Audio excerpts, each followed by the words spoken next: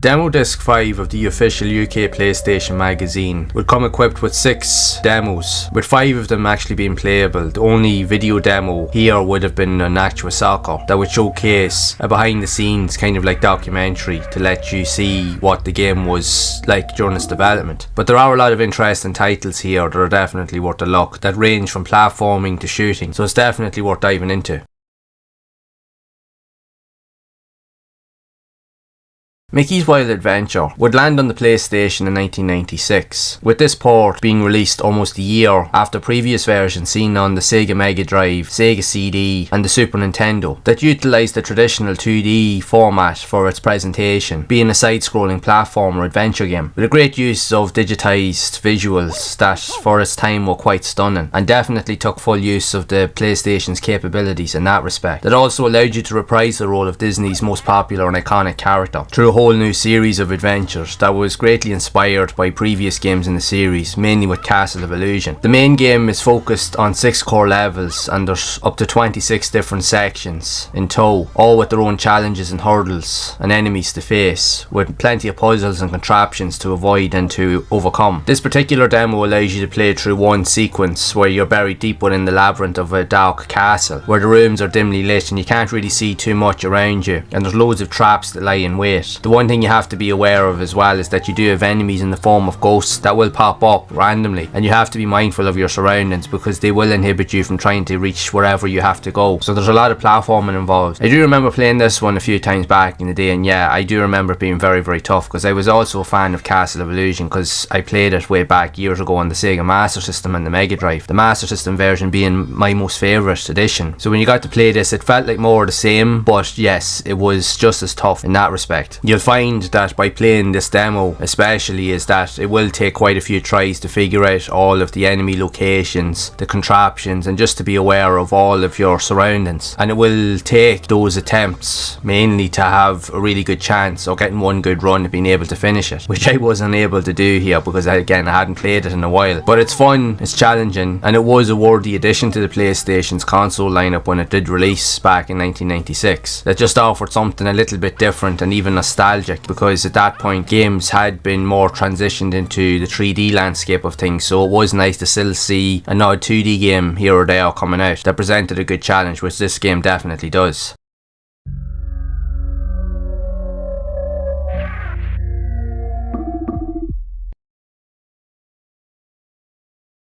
Assault Rigs would be a vehicular combat game that would be published by Psygnosis and released for the PlayStation in 1996, and would also get a port on the MS-DOS PC, and would later get a port to the Sega Saturn in Japan, with the premise of the game being taking place in the future, where real sports scenarios has been overtaken in favour of virtual sport, which would act as simulation experiences in 3D virtual worlds. And the goal leaves for an action-packed experience because each environment that you're in, you're usually in some sort of a tank or some sort of combat-based vehicle, and your goal is to obliterate the opponents on the map, but also you have different challenges and hurdles to face where you'll have to avoid enemy infantry, you could have to avoid turrets and other explosives or mines that are situated or positioned throughout each of the levels to get to the end point. You can play this game multiplayer with your mates in the full game for a more well-rounded experience, but as you progress through the game you'll unlock more features and even more vehicles to use. They'll all have their own experiences and dynamics and even weapons that they can use.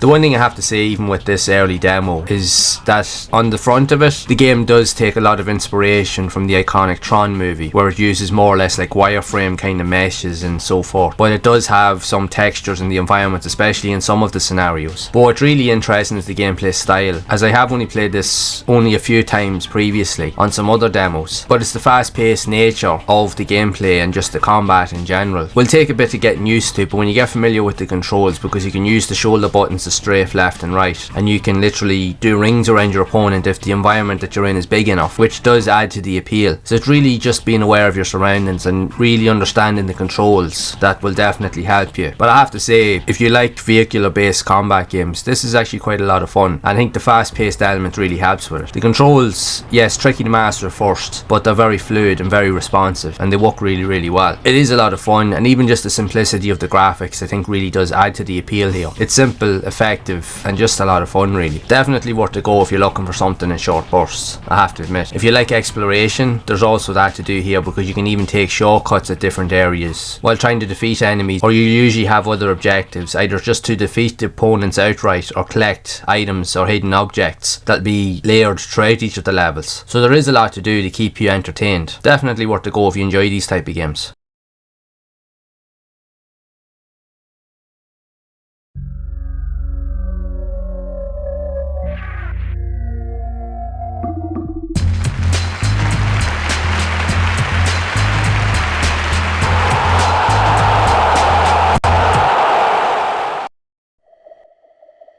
This particular video rolling demo of Actua Soccer would literally be a document process showcasing the developers and behind the scenes of what they did and the methods that they used in order to create the game from scratch. This particular video would also be available in the full version of the game.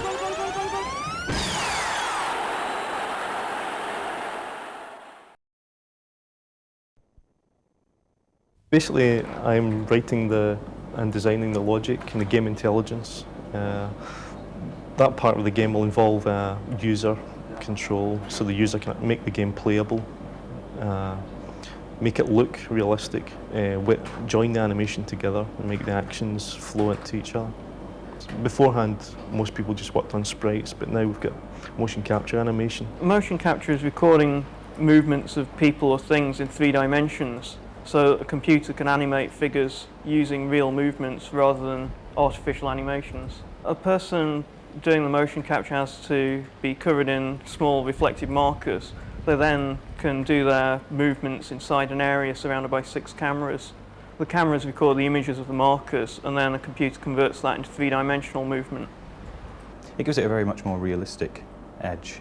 You can really picture the person who originally did the moves. It looks like real footballers. It does make it a lot more technically complicated though. Continuity particularly, we have to use a technique called tweening, I can reveal that much, which is in-betweening, where we have to meld one motion capture into another smoothly so you don't see the joins where they were. The 44 main ranking countries in the world, you can play various competitions, selecting from those 44. You can play league systems, cup, competitions, friendly games. The main difference between the PSX and the PC version is in the way the players have been rendered. What we've tried to do is make use of all the hardware capabilities of the PlayStation. For example, the players have been rendered using a lot of polygons to give them much more detail. And when you look at them on screen, they look a lot more solid. If you look at the PC version, the players kind of spin around and from some angles, and it looks a bit strange, but not on the PlayStation. We took inspiration from sort of the modern TV stations, Sky Sports, things like that, and tried to get it to look as real as possible. I'm Neil, and I'm a musician. I write most of the music for this company. Do a few sound effects, record speech, and motivate the masses with my larkish humour. I've just been doing some rough demos at the moment and been writing a few words with a couple of other guys.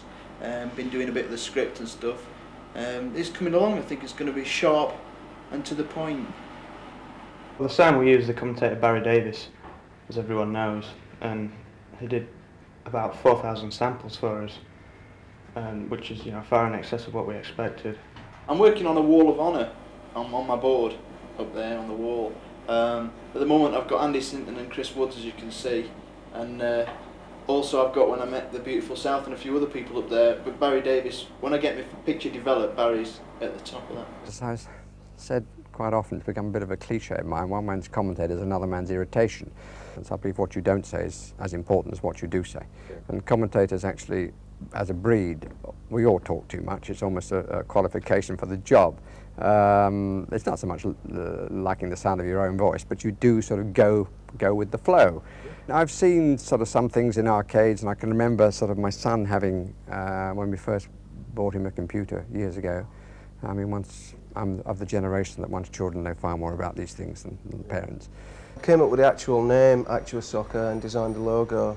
Actua meaning actual action taken from the motion capture rather than anything virtual, which I'd rather got tired of. Yeah. Well, people took it too far. William Gibson and Rudy Rucker put out the map and everybody abused it and everything became very un-cyber. My job as producer is basically keeping all the programmers, graphic artists, musicians, commentary programmers all in the same direction, making sure that everybody's pulling together as a team, working together as a team, and in the end to produce the best football game there is on the market. Well, I'll tell you what I think of Actual Soccer. I think it's the most realistic game play-wise and player-wise. How the players run about, little back heels, little flicks to each other. It's the most realistic looking game I've ever seen. The artwork's absolutely amazing. The front end makes you want to play it. I've seen it and I was drooling over it myself. I think it's amazing. And for me to actually appear in it, or not appear in it, but the movements appear there, it's like I say, it's a dream come true.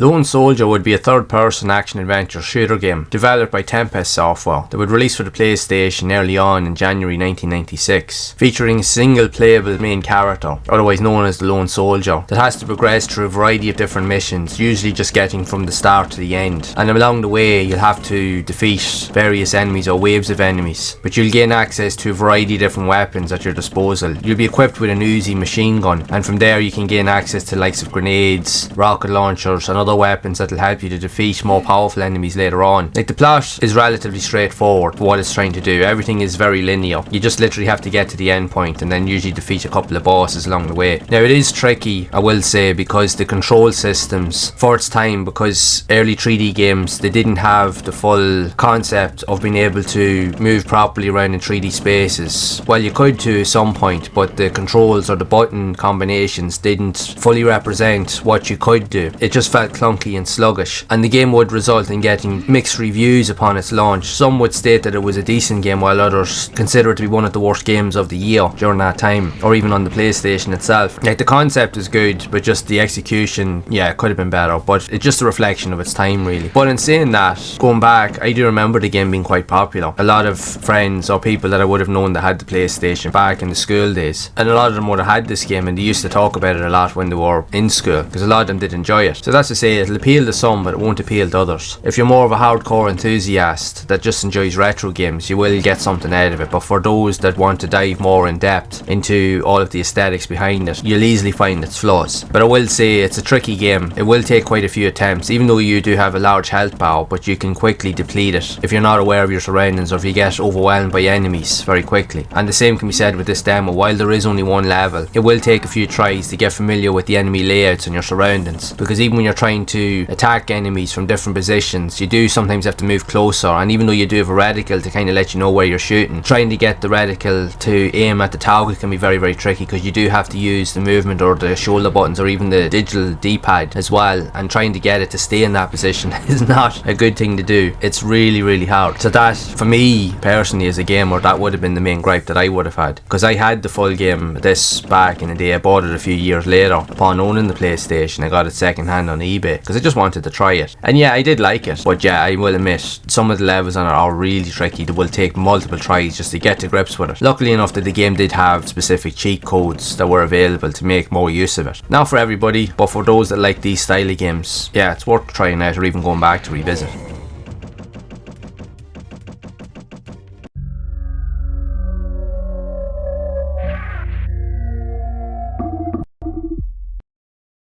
Firestorm Thunderhawk 2, otherwise known as Thunderstrike 2 in North America, is a flight combat simulation game that was released for the PlayStation in 1995, being developed and published by Core Design, that would see ports for the PlayStation, the Sega Saturn and the MS-DOS PC, where you see yourself piloting a fictional attack helicopter through a series of missions around the world. The main game itself consists of 8 campaigns, taking place across different regions or locations, anywhere from South America to China and the like. The player themselves can choose the campaign missions pretty much in any order, but you'll have to equip yourself with different weapons before proceeding into battle, because you do have to proceed with an air of caution, because you do have to utilize different strategies in order to complete the objectives, because usually you always have like some side or secondary objectives, but there's always usually a primary objective that you must destroy or incapacitate in order to achieve the mission objectives. But you will have to deal with multiple enemies, both from land, sea and air, that are all trying to stop you from achieving those goals. You also have to couple the fact that the weapons that you do have at your disposal, from like a chain gun, rocket launchers, homing missiles, you do have limited supplies of ammunition, so you do have to be very, very mindful of every shot that you take, and you have to make sure that every shot counts. Now you will find at different areas that you can find weapon stashes or supplies to rejuvenate your weapons to a degree, but they're very few and far between. You just have to really make sure that you count for everything that you have. You do have a HUD on screen also that shows a radar to let you know where enemies could potentially pop up, but you do have to make sure that you keep your distance, because you don't want to get overwhelmed by them. Now there are enemies that once they know you're in the vicinity, they will try and attack you, especially the outbound enemies, because they can move also as fast as you can. Upon its release, the game was met with positive reviews across all ports that the game was released on, and it was considered one of the best area combat games for that period. It is a very, very fun game. Yes, it's tricky, it is difficult, and it will take a while to master, and there are some known glitches and bugs in the game, but if you set that aside, you have one of the best area combat games of this generation, especially on the PlayStation. It is a lot of fun. It will test your patience, it is challenging, but it is very, very rewarding upon being able to complete missions. It just looks and plays really good. It's just a very cool game, in fairness, it really is. And with this demo, you're allowed to play through one particular mission within the game, and it will present all of those challenges that I've just mentioned, and will take quite a few tries in order to pretty much complete it and master it. But if that's what you're into, and if you do have that patience, then yeah, definitely give it a look.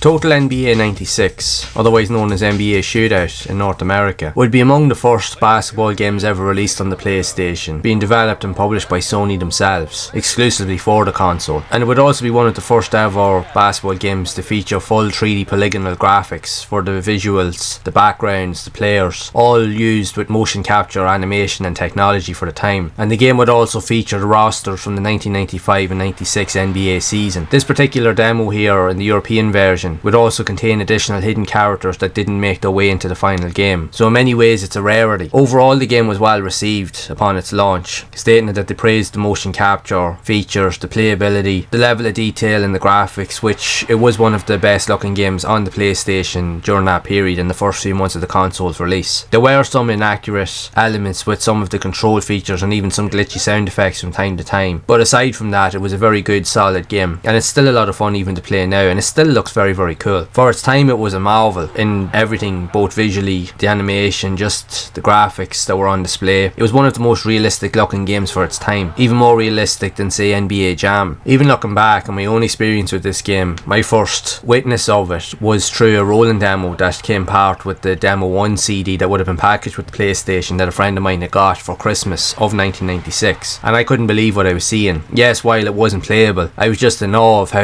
real it looked, because another friend of mine that I grew up with that lived across the street was mad into the basketball, and he was a mad Chicago Bulls fan, and every time you seen him he always had a basketball and he was always messing around with it, so you'd always be just talking about it. So when you got to see the games in action, you just couldn't believe what you were seeing. It really was a technical marvel for its time, and it is as much fun today as it was all those years ago, and I have covered it in previous videos which will be links for in the description. I definitely recommend it.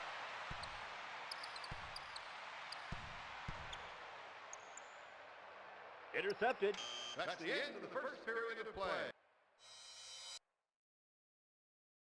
The demos on display here presented an interesting mix between platforming, sport and combat, all from different genres that were unique, interesting and controversial in some shape or form, but they're all worth a go. They are a reflection of their time, but they also showcase the power of the PlayStation and what it was capable of. A very fun time indeed for gamers, and even myself as a player. With that being said, I will be covering a lot more demos of this magazine in future videos, so make sure to stick around. And if you do want to see other videos that I have covered previously on the channel, there'll be a playlist here on screen so that you can see them in action. And as always, keep those gaming memories alive.